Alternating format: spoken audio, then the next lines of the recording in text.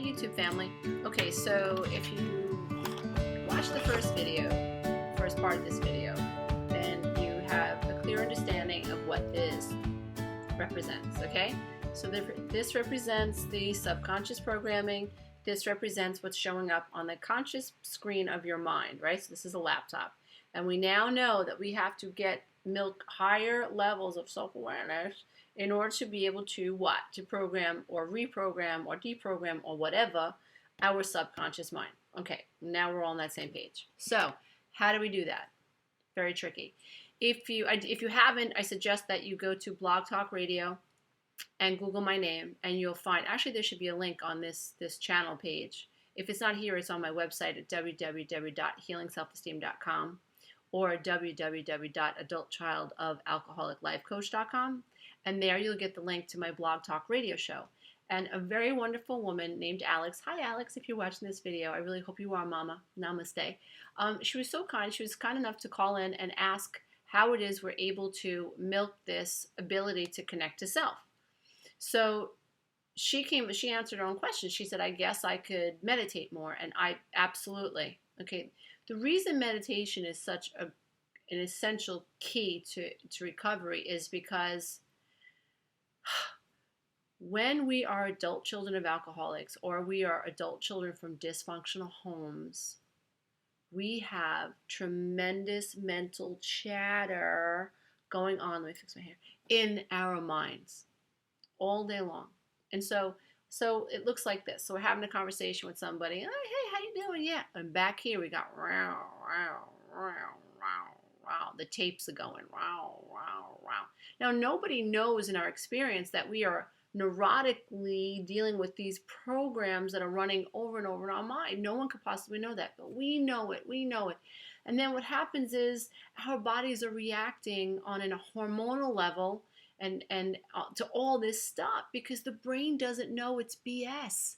The brain doesn't know. The brain can't tell the difference between fantasy and illusion. And so if you feel like the world is going to end, all the bells and whistles are going to go off in your body. So the adrenal cortex goes crazy. The thyroid goes crazy. I know, I blew out my thyroid. I lived in constant stress for 36 years.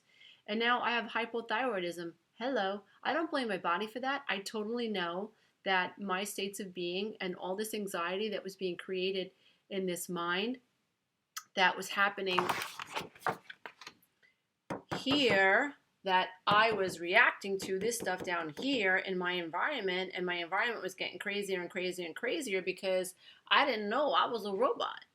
And so one of the keys that I absolutely embraced, and if you told me that I had to swallow dirt to get better, I probably would have done it. The Bible ain't kidding. The Bible says that meek and the humble shall inherit the kingdom of heaven. And I was meek and I was humble. I was like, save me now. I got to do what I got to do. In terms of my marriage, I was so unhappy and so stressed that I would have chewed my arm off to get away from that man. Yeah, and I'm not kidding. Like, I was done. I was ready to lick my wounds and say, okay, I made a mistake. Just show me what to do now, Lord. And so one of the things that I absolutely knew that I had to do once I became cognitively aware that what was wrong was this. That once I fixed this would change. And it did. And it's mighty pretty around me here these days. So, and I only say that not to brag, to encourage you all to keep going, because whatever I have, you can have and more. So, that's the only reason I brag about how great my life is right now. It's really, I hope that doesn't come off as bragging. I really mean that I want everyone to be as happy as I am. And because when you get better, I feel like we scored one for the underdog, because people like you and me, we've been kicked around and people counted us out. I was never picked in sports and stuff like that for school and whatever, but I'm digressing. I tend to do that. So my apologies. So embracing the ideas that you can use to help you foster some level of understanding that allows you to get control over your mind and your conscious thoughts or your unconscious thoughts. So, number one, meditation is key. I encourage you. I've done a meditation here on YouTube. Check it out. I would also start doing chakra meditations. But don't go for 15 minutes like dear Alex said, because it takes the body, the mind, about 20 minutes to begin releasing its grip hold on the ideas that we neurotically obsess about. So you have to go more than 20 minutes. And I say go minimum 40 minutes, like double that time. And if you fall asleep, that's okay, because that represents release. That means your mind let go. I got to do laundry. I got to go to the post office. I got to call her. And oh my God, what's he want for dinner? And the kid's sneakers got to get washed. And oh my God, I have to do those party bags. Oh my God, I have to go to the PTA meeting. And oh my God, I have to pay that bill. And what does she think? And I can't believe she said that about me. Oh my God, oh my God, oh my God. You know what I'm talking about. That's the way my mind used to operate, and I know that's how a lot of your minds operate. And that's okay, dear one. That's okay. It's not our fault that we come to this life experience and that we fall under a veil. It's not our fault. But if you're here listening to this video, that means you're really attracted to information that's supposed to propel you. So relax. If there's some mental chatter going on, accept it. The more you try to push it away, the more you resist it, the more it persists. That which you resist tends to persist. That which you just allow it. No resistance, allow it. Okay, go ahead.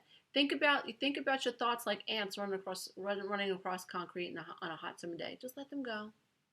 Just let them go. Just let them go. Think about your thoughts like clouds that you're watching pass above you. So the first key that you use is called detachment. And I'm creating a workbook now that will address all these ideas, and will go into my recovery in a box kit that I'm creating. But the first key to being able to own your own thought process and deprogram and debunk is detachment. That's the first key. Now, how we foster detachment is with meditation. And so we actually must set a time. And I suggest, when I was going through this, dude, I was like meditating morning, afternoon, and night. Like as soon as the kids laid down for the nap, I was like, okay, get my headphones. I gotta meditate. I'm not kidding. Like I wanted recovery now. I was meditating. Like if I was stirring pasta, I was like closing my mind and seeing if I got, can I drop my mind? Can I drop my mind? I'm not kidding. Like when you want recovery that bad, when you want anything that bad, it happens. And so what I want you to do is understand detachment, research detachment, stop being a fool, and stop acting like you don't have any ability to research this stuff like I did. Just get on Google and start researching detachment. Start researching the benefits of meditation. Stop it. Start researching the chakra system. Start understanding what the chakra system is all about. Start researching a sacred space and why it's important to create sacred spaces. Start researching what happens when you begin to purge your environment. So the second thing that I want you to consider doing is clean up your immediate environment, like feng shui type stuff.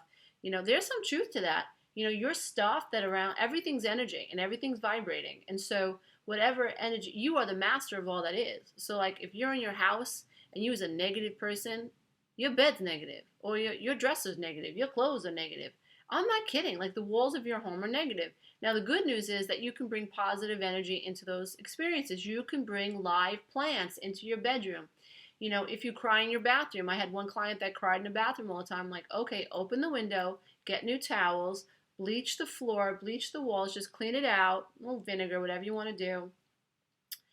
Starts burning lavender oil in the bathroom, beautiful scent. Get some crystals in the bathroom. Change the energy in the damn bathroom. Take Epsom salt bath. Literally imagine yourself. Washing yourself is a sacred practice.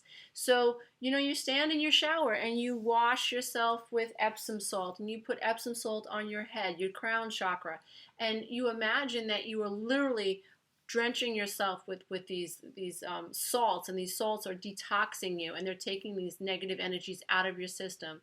I mean, when I do this, like if I've had a very difficult day and I've come across some situations with the family, my own family, if I've had a tough conversation with one of my family members that is still very much unconscious, I bathe myself. Like I'm not kidding. Like I wash my hands, and I understand metaphorically that my brain works with metaphors. So when I go into the sink and I wash my hands, I say things to myself like I'm wiping the slate clean.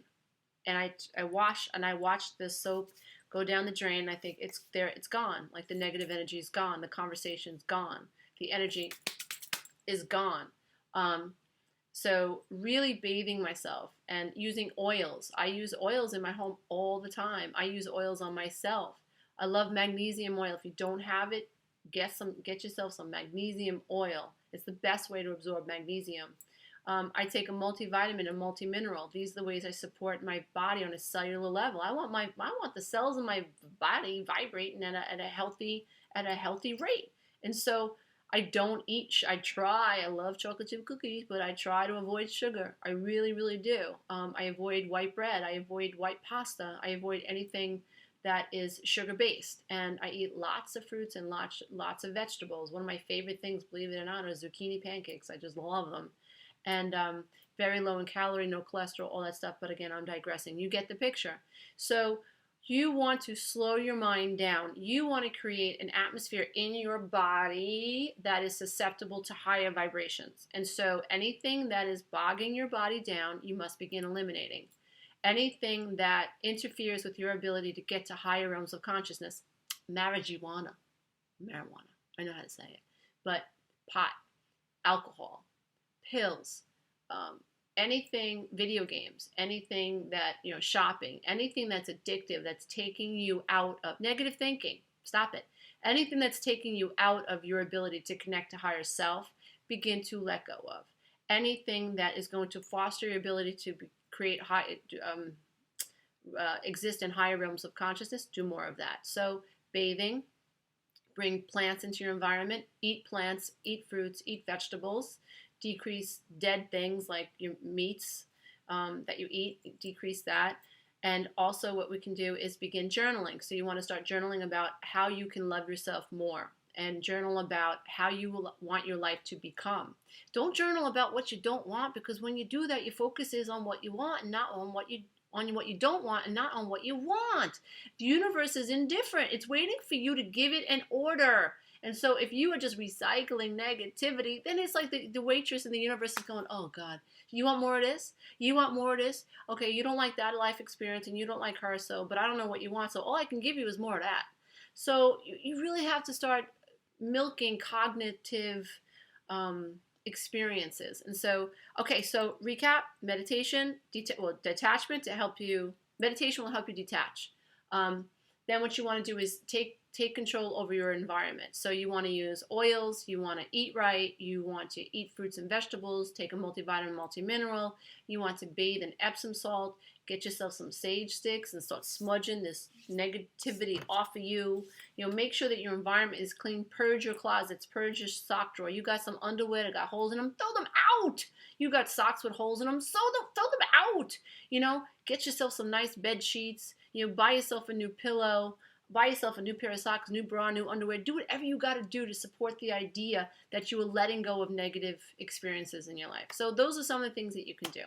My name is Lisa A. Romano. I'm a life coach or a coach for life. My books are My Road Beyond the Codependent Divorce, The Road Back to Me, Love and Self-Affirmations, Quantum Tools to Help You Heal Your Life Now. Website is www.healingselfesteem.com and www.adultchildofalcoholic.com. Namaste. I bow to the love and the light in you. Bye.